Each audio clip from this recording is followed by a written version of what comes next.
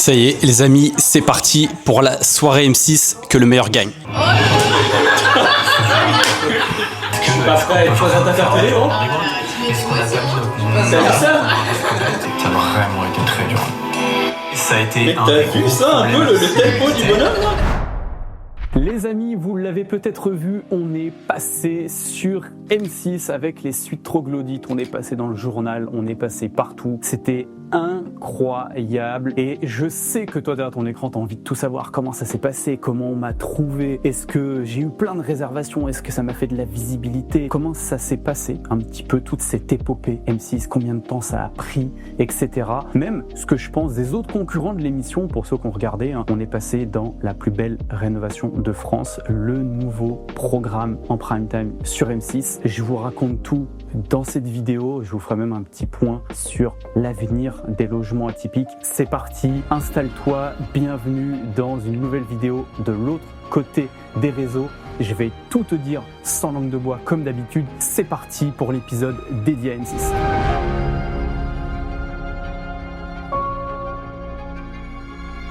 Bon les amis, quoi de mieux pour cette vidéo M6 dédiée au logement troglodyte que de venir sur place, réel life oblige. Donc j'ai décidé de venir sur place et de vous raconter un petit peu comment ça s'est passé. L'émission est sortie le lundi 4 août, donc ça y est, c'est passé. Ça a été vraiment incroyable, presque 2 millions de téléspectateurs je crois ont vu cette émission. Je vais vous raconter un petit peu comment j'ai été sélectionné, comment on s'est retrouvé dans cette émission, etc. Je vais vous la faire courte, mais on a été tout simplement démarché sur les réseaux sociaux. Tous les personnes qui sont en charge du recrutement, des castings, etc.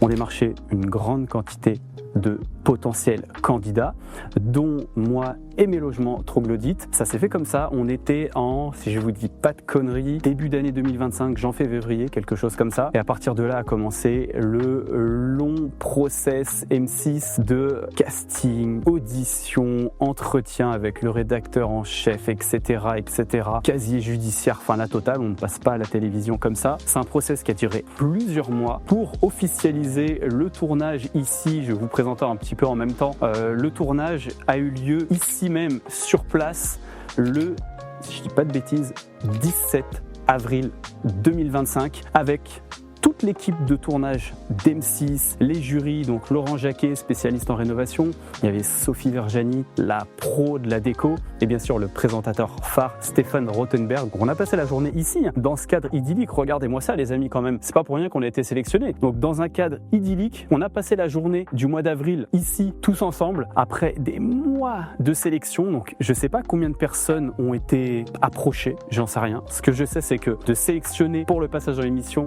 on a été 8 candidats et j'ai réussi à faire partie de ces 8 candidats. Donc peut-être que j'avais la gueule de l'écran ou alors tout simplement que le projet est tellement dingue qu'ils nous ont sélectionnés. Donc on est venu tourner une journée entière. C'est impressionnant les amis, toute l'équipe débarque, on devait être, on prenait tout l'espace ici, on devait être une bonne vingtaine de personnes ici entre ceux qui tiennent les caméras. Et donc vous voyez, il y a moi, candidat, les 3 jurys, je pense qu'il y avait 5-6 caméras braquées sur tout le monde, etc. en permanence. Donc pour pas se croiser, etc., pour pas voir la caméra d'en face qui filme le jury numéro 1, jury numéro 2. Enfin voilà, il y a beaucoup de monde, ceux qui tiennent les perches pour le son. Donc rien que ça, déjà, on devait être 8 ou 9 personnes. À ça, vous rajoutez les personnes qui viennent avec leur petit scotch pour cacher les marques surtout la plaque de cuisson, les frigos. Enfin voilà, c'est un délire. Vous rajoutez toutes les personnes qui s'occupent du retour caméra. Donc c'est les personnes qui sont à la direction de l'émission. Ils ont des grosses valises comme ça avec 5 écrans et elles voient en fait en temps réel ce que filme le caméraman pour savoir si c'est bien fait, si on refait la scène, etc. Sur cette journée du 17, on a dû tourner,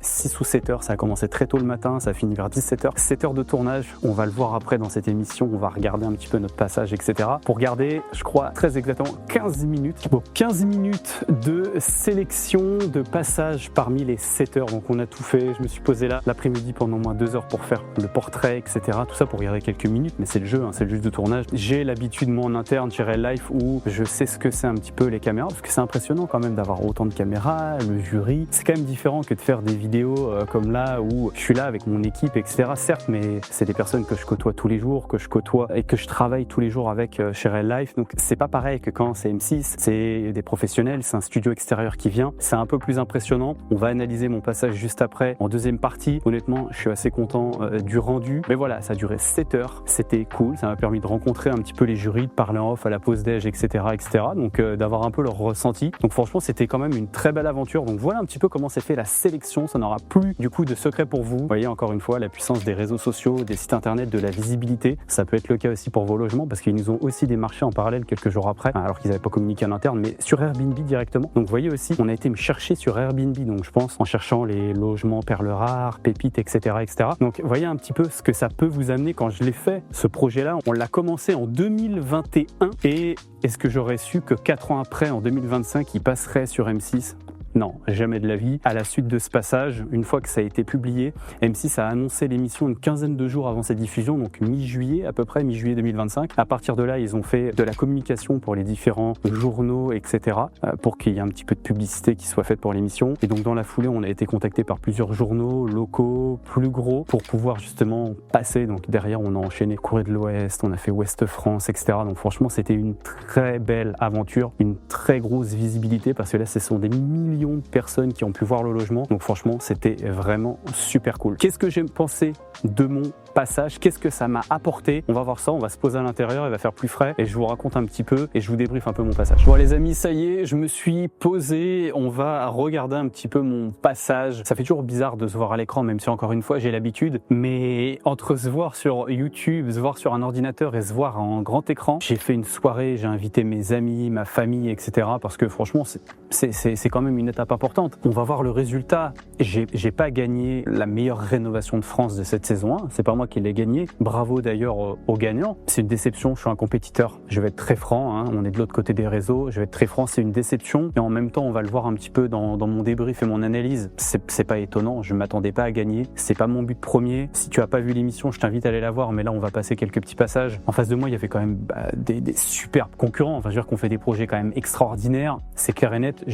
On va en détailler quelques-uns qui m'ont marqué, que j'ai bien aimé, même si certains je les connaissais déjà, parce que c'est des gros influenceurs sur les réseaux sociaux, donc automatiquement j'en connaissais déjà. Toujours avoir un peu de gratitude quand tu as quelque chose qui réussit, qui aboutit. C'est pas rien de passer sur M6, ok? C'est pas une fin en soi. Moi, c'était juste un coup de projecteur, montrer au monde que les logements atypiques existent. Je reviendrai dessus en fin de vidéo. J'ai pas gagné, j'ai une part de moi qui est déçue, mais je sais que le job est fait parce que notre mission, c'était de se montrer. Quand je l'ai acheté, pensé ce site, il n'était pas fait pour passer sur M6. Là, on s'est retrouvé en face de personnes qui ont investi 2, 3, 4 fois plus de budget que nous. Nous, c'est un projet, on va voir les chiffres, à 180 000 euros de travaux. En face de moi, j'avais des concurrents à 400, 450 000 euros de travaux, des maisons valorisées à plus de 700, 800 000 euros, qui sont leur résidence principale. Donc tu y mets du cœur, tu y mets beaucoup d'énergie. Ça, moi, c'est un projet locatif. Ça aurait été pour chez moi, je n'aurais pas fait tout comme ça, évidemment. C'est pas pour me dédouaner. Il y a quand même des super projets, ceux qui ont gagné le mérite et d'autres auraient même mérité, même presque plus que moi. Mais ce que je veux dire, c'est que voilà, on jouait pas dans la même cour de budget, on ne jouait pas non plus en face les mêmes personnes, entre un propriétaire de RP où c'est la maison de ses rêves, c'était aussi le but un peu de l'émission, j'ai rénové la maison de mes rêves. Et moi qui ai juste fait un projet locatif à but de rentabilité et pas de perfection, loin de là, parce qu'évidemment que sinon j'aurais pas fait ça comme ça, j'aurais mis d'autres équipements plus technologiques, plus high-tech, mais moi en termes de renta, je suis un investisseur, c'est pas intéressant, j'allais pas louer plus cher. J'étais quasiment le projet avec le plus petit budget, pas parce que j'ai pas les moyens, mais parce que ça reste un projet locatif et moi c'est les maths qui comptent. Donc ça c'est aussi quelque chose qu'il faut prendre en compte. Donc pour tout ça, je savais qu'on n'allait pas gagner l'émission. Et à juste titre, il y a des personnes, c'est leur bébé, ils ont mis du temps, ils ont mis 3, 4, 5 ans. Moi ici ça a été délégué, ça m'a déjà mis 2 ans, ce qui est déjà énorme. Mais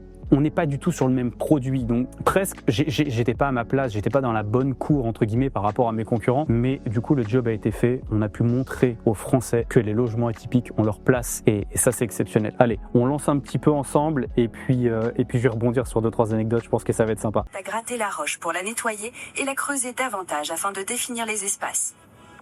Les petites photos de la famille, ça fait plaisir. Alors, face à une situation... C'est important aussi de dire que je suis pas tout seul à le faire. Bien sûr que je suis aidé beaucoup par mes parents. Donc franchement, ça fait plaisir aussi de les avoir mis à l'honneur comme ça. Ils me l'ont dit en off, quand on a vu les photos, les vidéos, on avait vraiment la sensation que c'était tout petit. Parce que c'était vert, c'était pas clair, il n'y avait pas de lumière, on se rendait pas compte. Et ce qui les a choqués, et on va le voir plus tard dans le reportage, c'est quand ils rentrent, c'est waouh. Mais en fait, c'est bien plus grand et bien plus impressionnant que ce qu'on voit en fait en photo, en vidéo. Et vous, c'est pareil. Hein. Dites-vous que ce que vous voyez sur Instagram, en story, que je vous montre sur mes vidéos YouTube, vous vous rendez pas compte de la taille. On est à 6 mètres ici, un peu plus de 6 mètres d'auteur sous plafond. De l'autre côté, on a un peu plus de 8 mètres. C'est énorme. On n'est pas comme dans les maisons où on a déjà 3 mètres, 3 mètres 50, 4 mètres, c'est joli. Non, là, on fait un x2. C'est des plafonds cathédrales. Il y a du volume en mètres cubes qui est énorme. Ça peut représenter que 65 mètres carrés une suite et l'autre 90. Mais en réalité, on a l'impression de rentrer dans un penthouse. C'est énorme. Les volumes sont énormes. C'est aussi pour ça qu'on a mis autant de temps à les rénover. Donc, il y a la notion de mètres carrés au sol et puis il y a la notion de mètres cubes en volume. Et là, ça prend tout son sens. Hein. Ça n'a pas l'air si grand. Ah non, ça Ouais, ça n'a pas l'air si grand. Ouais. Ce sera vraiment une première de toute ma vie. Je vais rentrer là-dedans. Alors que c'est un gars que ça fait 30 ans qu'il a arqué en Laurent. C'est là qu'on voit que des logements typiques, il y a encore de la place. Tellement de place. Steven a acheté le site pour 28 000. Je vais rétablir les chiffres parce qu'ils se sont un peu embrouillés. C'est pas 28 000 plus 230 000 de travaux. C'est 28 000 plus 190, 200 000 de travaux. Ce qui fait un total à 230, pas un total à 258. C'est pas grave pour l'émission, mais ça nous a coûté 230. Ils se sont un peu embrouillés sur les chiffres. L'effectif dont vous coûtez 251 € est estimé aujourd'hui à 370 000 €. Ouais, fourchette basse estimée à 370. Ça fait 150 000 € de plus-value latente. Hors calendrier de réservation. Vous pouvez voter tout à l'heure en envoyant 3. Ouais, c'est quand l'équipe est arrivée sur site là. Là, ce que vous voyez pas, les amis, c'est que sur la place, là, partout, on va vous mettre des images. C'est impressionnant parce que t'as le jury qui arrive avec leur petit Range Rover, etc. C'est cool. Mais avant, t'as les camions qui sont arrivés. Il y a 4 gros camions. Ils ont sorti un peu en mode camping. Il y a le make-up, il y a le coiffage, il y a l'installation des micros. Il y a tout parce qu'en fait, le tournage, il se fait en live entre guillemets. Donc, il faut que tout soit bien calibré, il faut qu'il soit apprêté, etc. Et ça fait du monde. Moi, j'avais mes voisins qui étaient comme des dingues. Qu'est-ce qui se passe? Il s'est passé quoi? Il y a eu un meurtre? Non, il n'y a pas eu un meurtre, c'est juste l'équipe télé qui est là. Ça bouge, hein. Franchement, ça fait du bruit quand même quand ça rentre dans un petit village comme ça. Parce que ici, les Troglous, ils sont dans un village de 10 000 habitants, donc c'est pas non plus Paris, quoi. Donc c'est vrai que ça fait parler un peu. Ça a l'air génial, hein. Ouais. Les petits plans drone, c'était sympa. Franchement, c'était sympa. Ça fait de belles images. En plus, il faisait un temps. Mais pépites. Vous voyez, typiquement, je rebondis parce que ça, je l'ai beaucoup en commentaire, notamment sur Instagram, etc. Ah, c'est magnifique, sauf le gazon synthétique.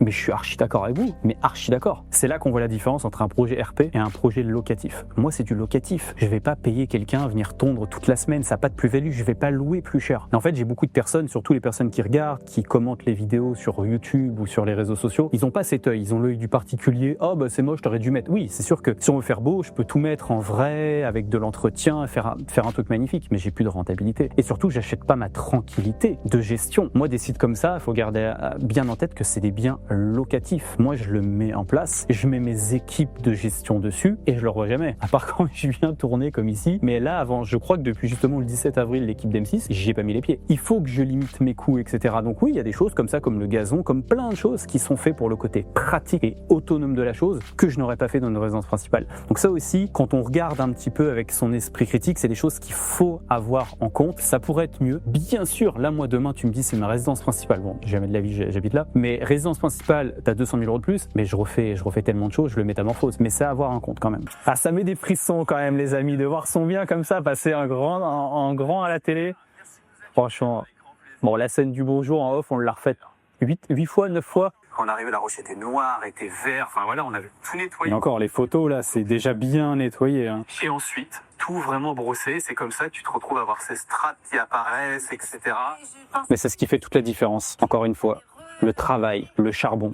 Là où, pour vous donner un ordre d'idée, à moitié, voire 99% de nos concurrents qui font des gîtes troglodytes, il y en a d'autres dans la région, c'est assez connu, prennent la grotte et la laissent comme ça. La laissent marron, grisée, laissent la mousse, etc. Parce que faire ce boulot, ça nous a pris 1 an à 3 à la main. On pensait le déléguer avec du sablage pro, je le dis, mais finalement, on n'a pas du tout le résultat escompté. Mais c'est ce qui fait que ces 2 suites sont waouh. L'immersion, elle est folle. L'immersion, elle est folle. On a l'impression qu'on a des troglodytes différents des autres. Bah oui, c'est comme tout dans la vie. Si tu veux plus, il faut faire plus. Plus de sacrifices, c'est la carotte. Tu veux performer plus, tu veux louer plus cher. Tu dois faire des choses que 90% de ta concurrence ne fera pas. Donc te sortir les doigts. Le travail paye. S'il est intelligemment, s'il est bien fait, le travail peut vraiment payer fort. Bah là, tu vois, c'est l'exemple typique. On a souffert pendant 1 an au piolet, au chemin de fer pour tout ramener. Mais en fait, c'est un projet que tu fais à l'envers. C'est-à-dire tu commences par les murs, mais une fois que tu as fini tes murs, c'est bon, tu coules le sol et les finitions sont finies. T'as pas de peinture, t'as pas de placo, t'as pas tout ça, t'as pas de poncer les bandes, t'as pas de couches, t'as rien. C'est tout de suite fini en fait. Donc au fur et à mesure que tu le fais, tu te dis mais en fait, je suis déjà en train de faire apparaître le rendu fini. Et il y a tellement de différence entre gratter, pas gratter la roche. Tu révèles tout le caractère, le pouvoir du côté atypique, tu le relèves en faisant ça, du moins dans les projets troglodytes. Donc pour moi, c'était quelque chose qui était obligatoire. Je préférais trimer pendant 1 an plutôt que de sortir un truc qui est pas compétitif, clairement. Le dressing est moins cher, mais pas en main-d'œuvre. En main-d'œuvre, non. En main-d'œuvre, j'ai missionné mon père là-dessus, il m'a dit. C'est vrai. Il a tellement bossé mon père là-dessus, vous imaginez même pas. Il a mis une journée entière. Dit comme ça va une journée, mais vous imaginez sur l'ampleur de la surface. Déjà passer une journée entière, c'est pas notre activité principale. Moi, je bosse, vous le savez, chez Real Life. On accompagne nos clients tous les jours, c'est mon activité principale à 99%. Moi, mon immobilier, ce que vous voyez ici pour mes troglodytes, moi, c'est juste de l'investissement à titre perso. C'est pas mon activité. C'est pas le but. C'est vraiment moi qui me développe un patrimoine et qui avance là-dessus. Et je vous montre un peu comment je fais. Aujourd'hui, j'ai atteint un certain niveau de réussite, de succès, appelez ça comme vous voulez, même si moi je pense n'être qu'au début de l'aventure, mais mon activité c'est bel et bien être formateur, accompagnateur avec Real Life. On a notre cabinet de consulting et d'accompagnement de nos clients et c'est ça qui me prend mon temps. Donc une journée ça paraît rien, mais moi une journée, c'est des fois j'y vais qu'une journée dans la semaine, le week-end. C'est beaucoup en fait, parce que j'ai passé un week-end où j'ai seulement fait un dressing et quand je vois l'ampleur du chantier, là on parle d'intérieur, je te raconte même pas l'extérieur, la totale, c'est beaucoup une journée pour simplement faire un dressing. Du bois, c'est végétal, c'est minéral. C'est vrai qu'elle est classe.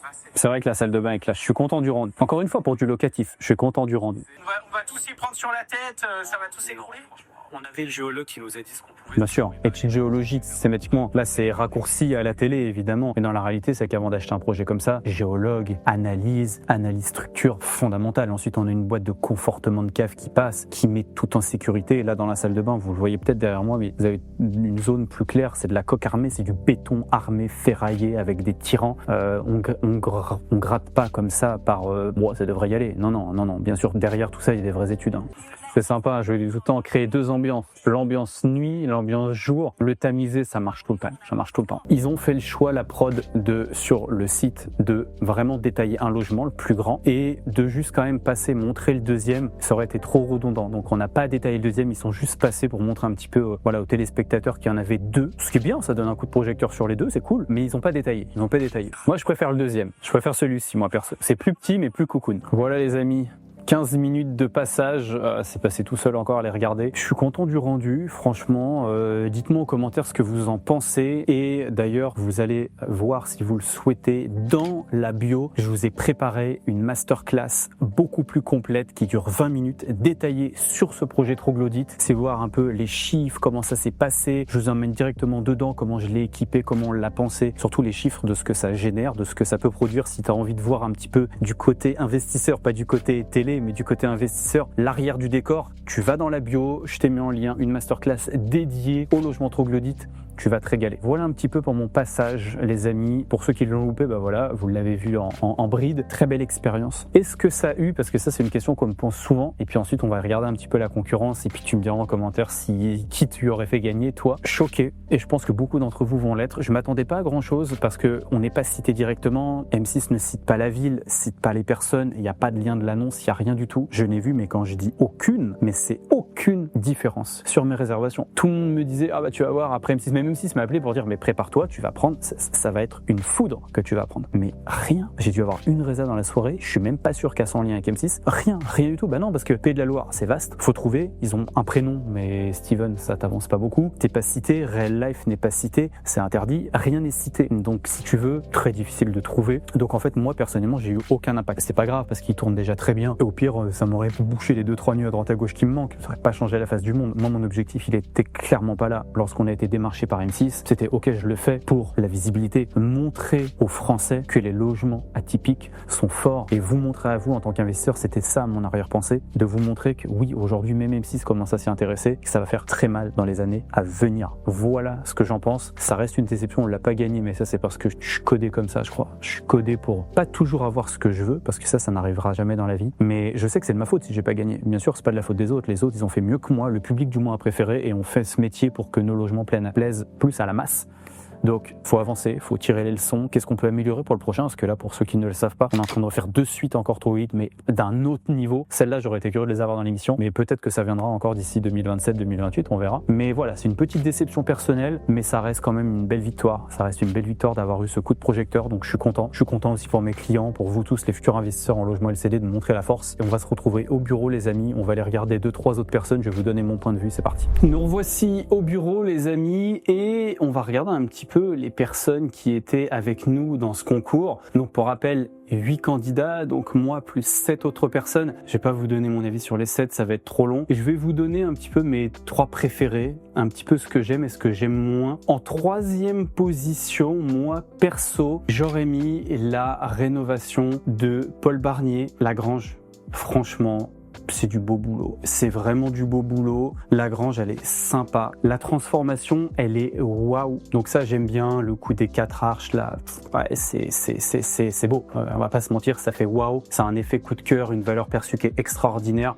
Honnêtement, c'est chouette. Ils sont en train de refaire l'extérieur. Donc c'est ce qui manquait un petit peu, je trouve, lors de l'émission. L'extérieur, il est en deçà, les escaliers béton encore apparents. Ça va probablement pas rester comme ça, hein, évidemment. Mais c'est vrai qu'aujourd'hui, si on juge ce qui est passé à l'émission, l'extérieur manque un petit peu, ça c'est clair. Au moment de l'émission, je trouve personnellement que les finitions sont pas au niveau. Les façades, comme ils ont piqué les façades, on voit beaucoup de fissures, de plaques pas finies d'enlever. Si on regarde avec l'œil, forcément, moi j'ai l'œil des travaux, donc je les regarde, on voit des bouts d'enduit qui sont pas enlevés, des petites choses comme ça. Je vais chercher, c'est une critique, je cherche, mais c'est pas, ça reste un boulot extraordinaire, ça reste une très très belle transformation. Fallait oser, ils ont eu des astuces comme au lieu de mettre leur arche et donc leur menuiserie arrondie, ce qui coûte extrêmement cher, ils les ont mis carrés et ils ont caché sous le placo. Enfin voilà, ils le disent mieux que moi dans l'émission, mais c'est très intelligent, c'est très très smart. Donc plein de bons conseils, mais c'est vrai que leur point négatif, je dirais, si je regarde d'un œil d'investisseur, c'est probablement dans une région très reculée, où des prix au mètre carré sont très faibles, au vu, bien sûr, encore une fois, je juge avec ce que j'ai vu, de la campagne qui a l'air aux alentours. Je suis même pas sûr qu'ils aient un voisin, donc j'imagine que c'est des coûts au mètre carré qui sont extrêmement faibles d'acquisition. Ça enlève rien, bien sûr, à la réno, mais d'un point de vue investisseur, c'est pas des produits types, parce que pour revendre ça, qui plus est, quand on fait une très grosse rénovation comme ça, et donc on fait une grosse valorisation de la maison, c'est difficilement liquidable. Après, à l'intérieur, c'est chouette. Franchement, c'est chouette, hauteur sous plafond de dingue, etc. C'est beau. 3e position pour moi, parce que c'est sympa. C'est pas l'extérieur coup de cœur, je trouve ça un petit peu simple, etc. Encore une fois, les finitions, mais c'est chouette, c'est chouette. En 2e position, moi j'aurais mis Camille et Lucas qui ont fait La Grange des Alpes. C'est du beau boulot. Moi, ça me parle bien, ce côté un peu grange, montagne, chalet en pierre, etc. Je trouve ça chouette. Là, est-ce qu'on peut vraiment parler de réno ou limite de construction? Ils ont littéralement abattu le pignon pour en refaire quelque chose de super sympa avec les baies vitrées. Franchement, c'est cool. L'extérieur, la piscine, pour le coup, là, c'est beaucoup plus beau. C'est bien plus fini. Je trouve ça plus sympa. Je trouve ça plus de cachet. Ça, ce côté montagnard, ça doit être probablement dans un village de montagne, mais il y a tout qui est bien aligné. Moi, j'aime bien. C'est moins waouh parce que c'est moins grand, mais je trouve que c'est mieux fini. Je trouve ça beaucoup plus sympa. L'intérieur, j'aime bien tout ce qui est dans le salon, le plancher chevron, tout ça. Je trouve que ça amène une valeur qui est quand même vraiment intéressante. Après, je trouve que la déco est simple. Vraiment très très simple. C'est beaucoup de placo blanc, mais un peu comme celle d'avant, hein, de Paul. C'est toutes les décos futuristes. Voilà, c'est tout blanc, c'est minimaliste. Ça donne beaucoup de volume, c'est très chouette, c'est sympa. C'est très moderne, mais c'est vraiment beaucoup de placo blanc, avec beaucoup de bois blanc naturel neutre, des filets suspendus, etc. C'est très moderne, mais c'est très banal. Mais vu que c'est des beaux volumes, c'est des volumes même impressionnants, leur maison, ça fait tout de suite waouh. Mais quand on regarde bien, c'est pas, il y a rien d'exceptionnel. Il y a pas de pièce exceptionnelle. Voilà, ils ont une table qui est sympa. Ça, c'est la pièce un peu exceptionnelle, une table sympa, bois, etc.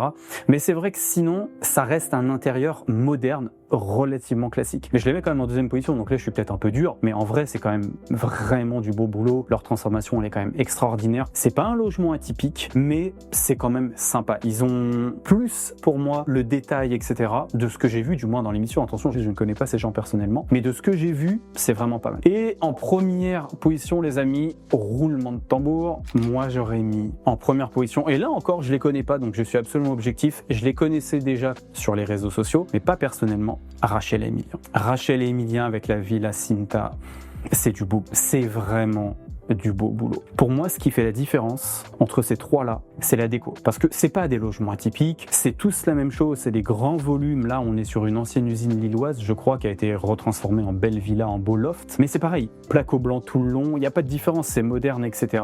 C'est du placo partout, quasiment. Donc, sur ça, il n'y a pas de gros écart. Là où il n'y a pas d'extérieur, le point négatif de cette grange, enfin de cette vieille usine, pour moi, c'est son emplacement géographique. On le voit dans l'émission lorsque le drone sort. Il n'y a pas de... C'est emmuré dans plein de maisons, ça donne pas envie d'aller dehors, il n'y a pas de vue, c'est de l'ultra centre-ville d'une grande ville, c'est pas très sexy, La déco, elle est canon. C'est pour ça, pour moi, qu'ils ont la première place par rapport aux autres concurrents, je pense, parce qu'elle a un style, je trouve, qui est... Moi, j'adore, en tout cas, là, la Villa Cinta, vous pourrez aller voir, hein. Vous allez le trouver sur les réseaux sociaux très facilement. C'est chouette, c'est baliné. Je trouve qu'il y a des pièces, pour le coup, vraiment qui ont de l'âme. L'escalier, elle l'a mis en avant, ils ont fait venir du bois, etc., de Bali, enfin c'est magnifique, c'est vraiment magnifique. La déco elle est sympa, le petit patio, etc. Je trouve que c'est beaucoup plus poussé que les deux autres maisons où elles sont extérieurement très sympas, mais intérieurement c'est relativement classique. Là, je trouve qu'on est sur un niveau de décoration, pas les plus impressionnantes transformations.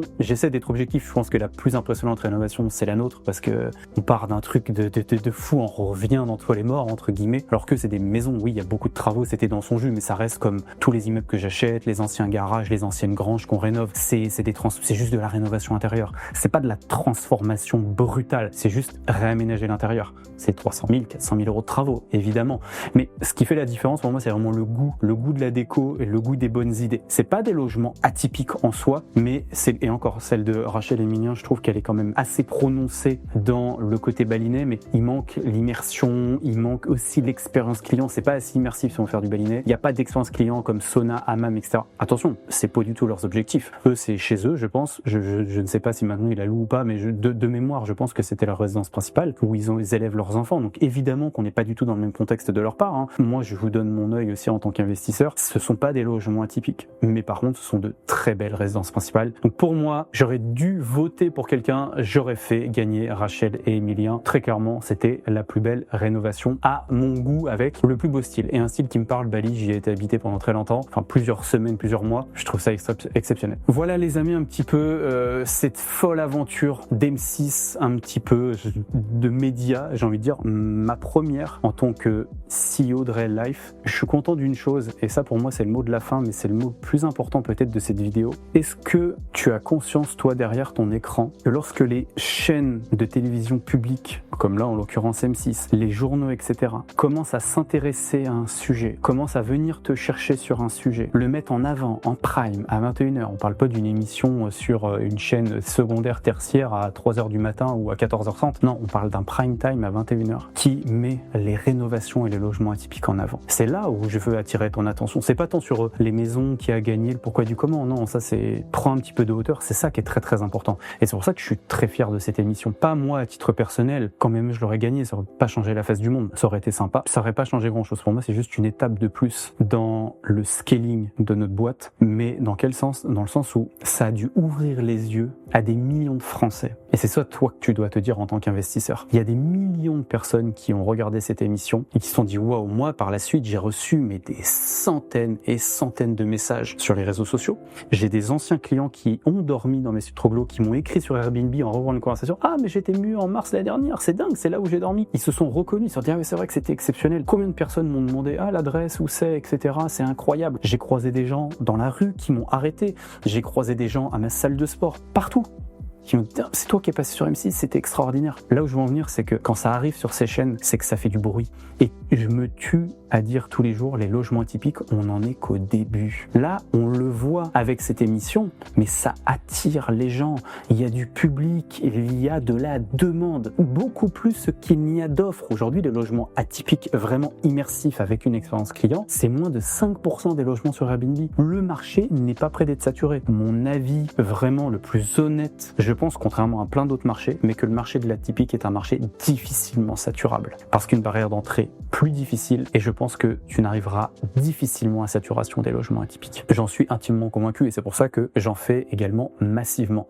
Donc ça te montre, j'espère, être fait le déclic de l'importance des logements atypiques, la force que ça peut avoir dans les années à venir. C'est un train que tu ne dois pas rater en tant qu'investisseur si tu veux générer du cash, si tu veux pouvoir atteindre tes objectifs, atteindre tes rêves. C'est quelque chose que tu dois faire au moins 1 à 2 fois dans ta carrière. Tu vas peut-être pas bâtir ton parc à 100% d'atypiques, mais tu dois en faire. Tu dois en faire pour plein d'autres raisons, fiscales, stratégiques, rentabilité, plein d'autres façons, mais tu dois en faire. Tu dois en faire, pour moi c'est fondamental et j'espère que cette émission aura eu au moins le mérite de te le mettre devant les yeux, que ça crève l'écran, il y a de la demande, même les chaînes comme le groupe M6 se rendent compte qu'il y a de la demande et l'affichent à 21h devant tout le monde. Il y a des logements typiques, c'est waouh, ça scotche les gens, ça met tout le monde d'accord, il y a de la demande. Voilà les amis, on arrive à la fin de cette vidéo sur toute cette épopée. C'est pour ça que je l'ai mis dans la série de l'autre côté des réseaux, parce que j'avais envie d'être franc avec vous sur le début jusqu'à la fin de cette histoire. Je vous ai fait, je vous le remets en bio, en description de cette vidéo, vous avez une masterclass, une vidéo d'une 20aine de minutes que je vous ai tournée, qui est complètement gratuite, justement sur toute l'épopée du troglodyte, mais cette fois d'un point de vue investisseur, pas média télé. Combien ça m'a vraiment coûté, les vraies galères, comment je les ai réglées, ces galères, les coûts, prix de nuitée, taux de remplissage, comment ça fonctionne. Tu viens avec moi directement sur place et je te présente tout ça en détail. Tu retrouves le lien de cette vidéo dans la description. En attendant, les amis, n'hésitez pas à liker, partager cette vidéo au maximum. Ça va forcément aider quelqu'un de ton entourage. Donc je compte sur toi pour la partager au maximum. Et comme d'habitude, je te dis à la semaine prochaine dans une prochaine vidéo. Ciao, ciao.